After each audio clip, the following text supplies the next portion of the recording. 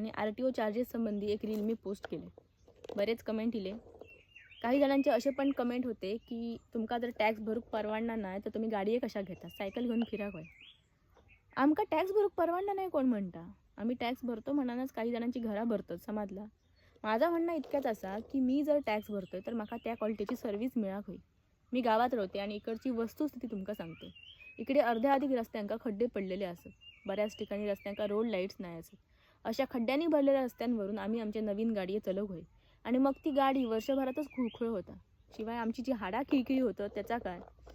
Election इला काय रस्त्याच्या कामांका जोर चढता आणि पहिल्या पावसाच्या पहिल्या दडकेबरोबर ह्याच रस्त्यांचा डांबार आणि खडी आमका व्हाळयेत गावता.